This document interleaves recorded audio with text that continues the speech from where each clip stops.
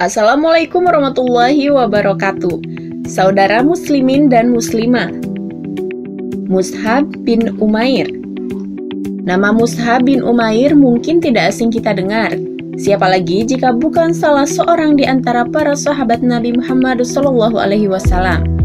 Ia seorang remaja Quraisy terkemuka, gagah dan tampan, penuh dengan jiwa semangat kemudaan. Para ahli sejarah melukiskan semangat kemudaannya dengan sebuah kalimat, seorang warga kota Mekah yang mempunyai nama paling harum. Lantas semangat kemudaan seperti apakah yang dimiliki Mus'hab bin Umair? Namun sebelum lanjut, jangan lupa klik tombol subscribe dan aktifkan lonceng notifikasinya agar terus mendapat info-info menarik lainnya. Juga like dan share jika video ini bermanfaat. Mus'hab bin Umair lahir dan dibesarkan dalam kesenangan yang tumbuh dalam lingkungannya. Mungkin tak seorang pun di antara anak-anak muda Mekah yang beruntung dimanjakan oleh kedua orang tuanya, sebagaimana yang dialami Mus'hab bin Umair. Mungkinkah kiranya anak muda yang serba kecukupan, biasa hidup mewah dan manja, menjadi buah bibir gadis-gadis Mekah dan menjadi bintang di tempat-tempat pertemuan, akan meningkat menjadi tamsil dalam semangat kepahlawanan. Suatu hari, anak muda ini mendengar berita yang telah tersebar luas di kalangan warga Mekah mengenai Muhammad Al-Amin, yang mengatakan dirinya telah diutus Allah Ta'ala sebagai da'i yang mengajak umat beribadah kepada Allah yang Maha Esa. Di antara berita yang didengarnya ialah bahwa Rasulullah SAW bersama pengikutnya biasa mengadakan pertemuan di suatu tempat yang terhindar jauh dari gangguan gerombolan Quraisy dan ancaman-ancamannya, yaitu di Bukit Safa, di rumah Arkam bin Abil Arkam. Maka pada suatu senja yang didorong oleh kerinduannya, pergilah ia ke rumah Arkam menyertai rombongan itu. Di tempat itu Rasulullah SAW sering berkumpul dengan para sahabatnya, mengajarkan mereka ayat Al-Quran dan mengajak mereka beribadah kepada Allah yang Maha Akbar. Baru saja Mus'hab mengambil tempat duduknya, ayat-ayat Al-Quran mulai mengalir dari kalbu Rasulullah, bergema melalui kedua bibirnya dan sampai ke telinga, meresap di hati para pendengar. Di senja itu Mus'hab pun terpesona oleh untaian kalimat Rasulullah yang tepat menemui sasaran kalbunya. Khunas bin Malik, yakni ibunda Mus'hab, adalah seorang yang berkepribadian kuat dan pendiriannya tak dapat ditawar atau diganggu-gugat. Ia wanita yang disegani bahkan ditakuti. Pada satu waktu ketika Mus'hab memeluk Islam, tidak ada satu kekuatan pun yang ditakuti dan dikhawatirkannya selain ibunya sendiri. Bahkan, walau seluruh penduduk Mekah beserta berhala para pembesar dan padang pasirnya berubah-ubah menjadi satu kekuatan yang menakutkan yang hendak menyerang dan menghancurkannya, tentulah Mus'hab akan menganggapnya enteng. Tetapi tantangan dari ibunya, bagi Mus'hab tidak dapat dianggap kecil. Ia pun segera berpikir keras dan mengambil keputusan untuk menyembunyikan keislamannya, sampai terjadilah sesuatu yang dikehendaki Allah Subhanahu wa Ta'ala. Demikianlah ia senantiasa pulang dan pergi ke rumah Arkam menghadiri majelis Rasulullah, sedang hatinya merasa bahagia dengan keimanan dan sedia menebusnya dengan amarah murka ibunya yang belum mengetahui berita keislamannya. Tetapi di kota Mekah tiada rahasia yang tersembunyi, apalagi dalam suasana seperti itu. Mata kaum Quraisy berkeliaran di mana-mana, mengikuti setiap langkah dan menyelusuri setiap jejak. Dengan kebetulan seseorang yang bernama Utsman bin Tolhah melihat Mus'hab memasuki rumah Arkam secara sembunyi. Kemudian pada hari yang lain dilihatnya pula ia sholat seperti Muhammad SAW. Secepat kilat ia mendapatkan ibu Mus'hab dan melaporkan berita yang dijamin kebenarannya. Berdirilah Mus'hab di hadapan ibu dan keluarganya serta para pembesar Mekah yang berkumpul di rumahnya. Dengan hati yang yakin dan pasti, dibacakannya ayat-ayat Al-Quran yang disampaikan Rasulullah SAW untuk mencuci hati nurani mereka, mengisinya dengan hikmah dan kemuliaan, kejujuran dan ketakwaan. Ketika sang ibu hendak membungkam mulut putranya dengan tamparan keras, tiba-tiba tangan yang terulur bagai anak panah itu surut dan jatuh terkulai. Ketika melihat cahaya yang membuat wajah putranya berseri cemerlang itu kian berwibawa. Karena rasa keibuannya, Ibunda Mus'ab tidak jadi menyakiti putranya. Dibawalah putranya itu ke suatu tempat terpencil di rumahnya, lalu dikurung dan dipenjarakannya dengan rapat. Demikianlah setelah beberapa lama Mus'ab tinggal dalam kurungan, sampai saat beberapa orang muslimin hijrah ke Habasyah. Mendengar berita hijrah ini, Mus'ab pun mencari muslihat, dan berhasil mengelabui ibunya dan penjaga-penjaganya, lalu pergi ke Habasyah melindungkan diri.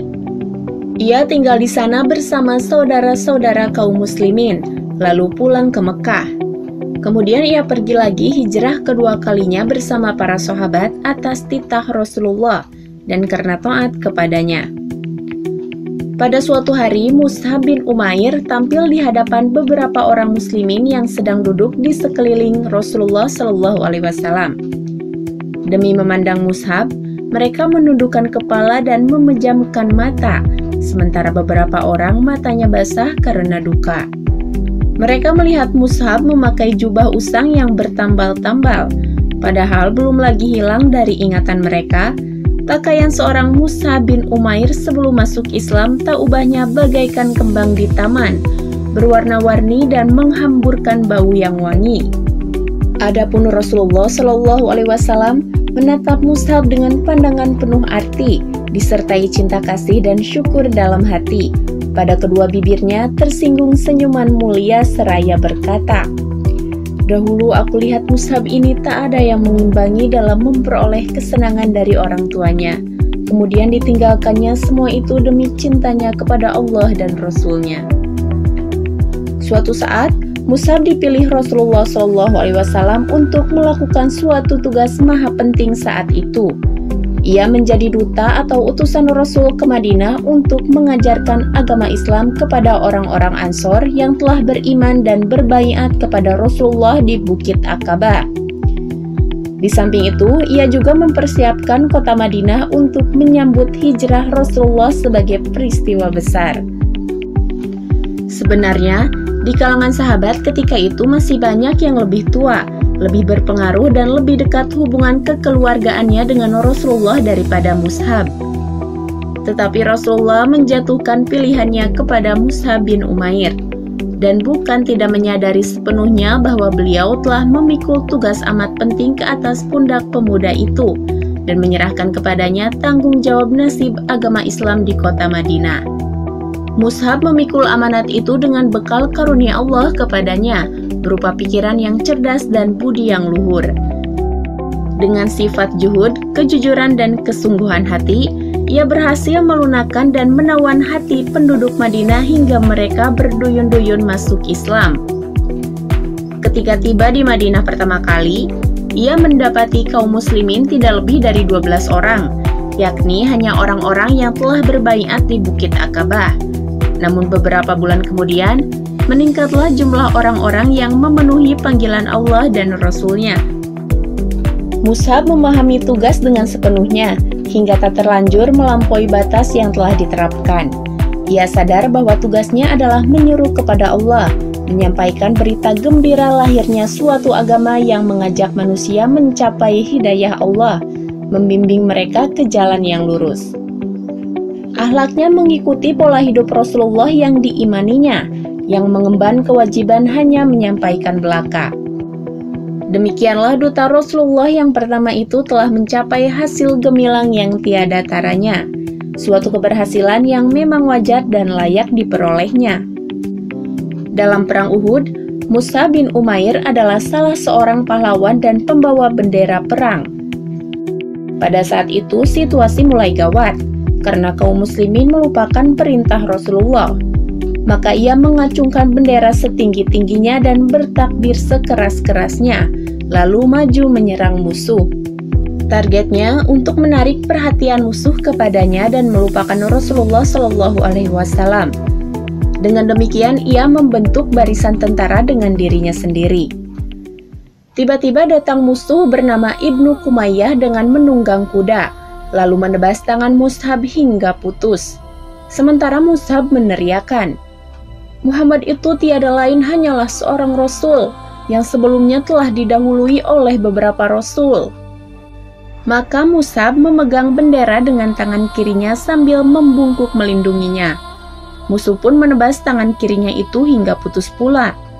Mus'hab membungkuk ke arah bendera, lalu dengan kedua pangkal lengan meraihnya ke dada sambil berucap, "Muhammad itu tiada lain hanyalah seorang Rasul dan sebelumnya telah didahului oleh beberapa Rasul."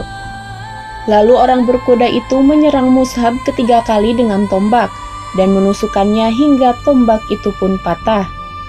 Mus'hab pun gugur dan bendera pun jatuh. Ia gugur sebagai bintang dan mahkota para syuhada. Rasulullah bersama para sahabat datang meninjau medan pertempuran untuk menyampaikan perpisahan kepada para syuhada. Ketika sampai di tempat terbaringnya jasad Mus'hab, bercucurlah dengan deras air matanya. Tak sehelai pun kain untuk menutupi jasadnya selain sehelai burdah. Andai burdah itu ditaruh di atas kepalanya, terbukalah kedua belah kakinya. Sebaliknya, bila burdah ditutupkan di kakinya, terbukalah kepalanya. Maka Rasulullah SAW bersabda, "Tutupkanlah ke bagian kepalanya, dan kakinya tutuplah dengan rumput izkir." Kemudian sambil memandangi burdah yang digunakan untuk kain penutup itu, Rasulullah SAW bersabda, "Ketika di Mekah dulu, tak seorang pun aku lihat yang lebih halus pakaiannya dan lebih rapi rambutnya daripadanya. Tetapi sekarang ini, dengan rambutmu yang kusut masai hanya dibalut sehelai burdah." Setelah melayangkan pandang ke arah medan laga serta para syuhada, serta kawan-kawan Mus'hab yang tergeletak di atasnya, Rasulullah SAW berseru, "Sungguh, Rasulullah akan menjadi saksi nanti di hari kiamat, bahwa kalian semua adalah syuhada di sisi Allah." Kemudian sambil berpaling ke arah sahabat yang masih hidup, Rasulullah SAW bersabda, "Hai manusia, berziarahlah dan berkunjunglah kepada mereka, serta ucapkanlah salam. Demi Allah yang menguasai nyawaku, tak seorang muslim pun sampai hari kiamat yang memberi salam kepada mereka. Pasti mereka akan membalasnya." Wallahu a'lam bishawab. Demikianlah dari kami, semoga bisa bermanfaat dan menjadi berkah bagi kita semua. Amin ya robbal alamin. Wassalamualaikum warahmatullahi wabarakatuh.